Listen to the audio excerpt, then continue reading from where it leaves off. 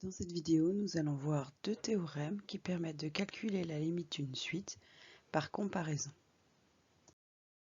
Commençons par le premier.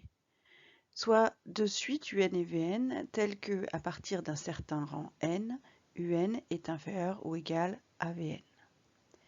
On va étudier les suites à partir d'un certain rang. On ne va pas être intéressé forcément par les premiers rangs, puisque c'est la limite de ces suites que nous allons étudier, donc pour des valeurs de n relativement grands. Si la limite de un est égale à plus l'infini, c'est-à-dire la limite de celle qui est minorante, si cette limite diverge vers plus l'infini, alors Vn va elle aussi diverger vers plus l'infini. En revanche, si la limite de Vn, la suite qui est majorante, est égale à moins l'infini, alors limite de un, elle aussi, est égale à moins l'infini. Intuitivement, on sent un petit peu la logique de ce théorème. En effet, si Vn est toujours supérieur ou égal à un, si un la pousse vers plus l'infini, alors Vn n'aura d'autre choix que d'aller elle-même vers plus l'infini. Et inversement, si Vn tend vers moins l'infini, elle va pousser, entre guillemets, les termes de la suite un vers moins l'infini. Nous allons démontrer la première partie. Je rappelle que c'est une restitution organisée de connaissances à connaître. Donc, le théorème disait, si j'ai deux suites un et Vn telles que un est inférieur ou égal à Vn à partir d'un certain rang et la limite de un égale plus l'infini, le théorème dit qu'alors la limite de la suite Vn est égale à plus l'infini. Donc on va supposer que l'on a ces deux suites-là, enfin ces deux suites avec ces hypothèses, et on va montrer qu'alors Vn tend vers plus l'infini. Je rappelle la définition d'une suite qui diverge vers plus l'infini. On dit qu'une suite a pour limite plus l'infini si pour tout intervalle ouvert de la forme A plus l'infini, cet intervalle contient tous les termes de un à partir d'un certain rang. Donc, je vais prendre un intervalle ouvert de la forme A plus l'infini. Donc, je vais prendre un réel A quelconque. Et je vais montrer que les termes de Vn, à partir d'un certain rang, seront tous dans l'intervalle A plus l'infini. Alors, A est un réel quelconque, mais on sait que un a pour limite plus l'infini. Donc, un va suivre cette définition-là. C'est-à-dire que il existe un rang tel que pour tout n supérieur ou égal à ce rang n0, un est dans l'intervalle. Ça, c'est parce que l'on sait que limite de un égale plus l'infini. C'est notre première hypothèse. Deuxième hypothèse, un est inférieur ou égal à Vn, à partir d'un certain rang. Or, il n'y a aucune raison que le rang à partir duquel les deux suites sont comparables soit le même que le rang à partir duquel la suite un soit dans l'intervalle. Mais peu importe. Il existe un autre rang, n1, tel que pour tout n supérieur ou égal à n1, un est inférieur à Vn. Donc maintenant, si je prends un entier n qui est plus grand que n0 et que n1, il va donc vérifier ces deux hypothèses. Grand n va être plus grand qu'n0, grand n va être supérieur à n1. Et donc, on va avoir que Vn va être dans l'intervalle, enfin un va être dans l'intervalle a plus l'infini, donc il va être plus grand que a, et Vn va être plus grand que un, donc Vn va être dans l'intervalle a plus l'infini.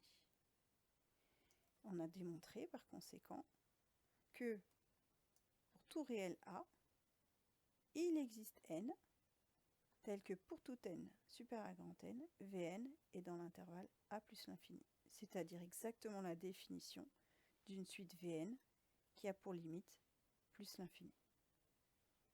Voilà un exemple de démonstration, si elle est à connaître, c'est parce que c'est un exemple de démonstration d'utilisation qui utilise la définition d'une suite, de la limite d'une suite. Et c'est quelque chose, enfin une maîtrise de raisonnement à avoir. Voyons sur un exemple d'utilisation de ce théorème. On a une suite un de terme général un égale cosinus n plus n au carré. Alors le problème, ici, limite de n au carré, ça vaut plus l'infini. Mais le problème du cosinus, c'est, je rappelle que la fonction cosinus est une fonction qui oscille entre moins 1 et 1. Donc cosinus n n'a pas de limite. Donc comment va-t-on faire pour déterminer la limite de cette suite si elle existe? Alors, l'idée est la suivante. La fonction cosinus, elle a cette propriété qui est que le cosinus d'un angle est toujours compris entre -1 et 1. Nous, ce qui nous intéresse ici, c'est que le cosinus est supérieur ou égal à -1. Donc, UN est supérieur ou égal à -1 plus n au carré, c'est-à-dire n au carré moins 1. Or, limite quand n tend vers plus l'infini de n au carré égale plus l'infini. Limite lorsque n au carré, quand n tend vers plus l'infini de n au carré moins 1 est égal à lui aussi à plus l'infini. Donc je suis exactement dans la situation de mon théorème.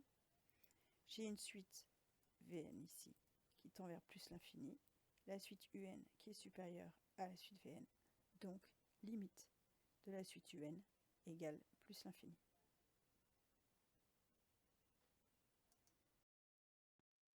Voyons un deuxième théorème que l'on appelle le théorème d'encadrement ou encore théorème des gendarmes, et c'est un théorème que nous admettrons. Nous ne le démontrerons pas. Soit trois suites UN, Vn et Wn, telles que, à partir d'un certain rang n0, la suite UN est comprise entre, les termes de la suite UN sont compris entre celles de la suite Vn et celle de la suite Wn. La suite UN est donc encadrée par les suites Vn et Wn.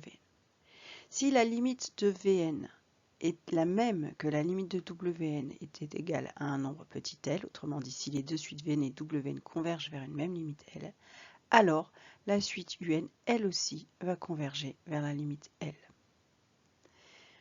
Pourquoi théorème des gendarmes? Puisque l'idée est qu'on a Un qui serait comme un prisonnier, qui serait coincé par exemple entre deux gendarmes qui le tiennent, et il va forcément prendre la même direction que les gendarmes, puisqu'il est, emmené par les deux personnes qui l'encadrent. La suite UN est emmenée par les deux suites Vn et Wn qui l'encadrent.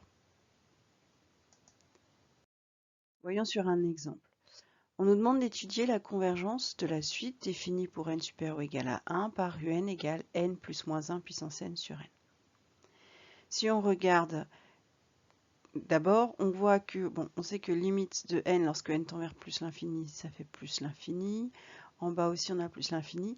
Et -1 puissance n n'a pas de limite. Donc là, pour calculer la limite de cette suite, on va être embêté. Donc, on va utiliser un théorème d'encadrement.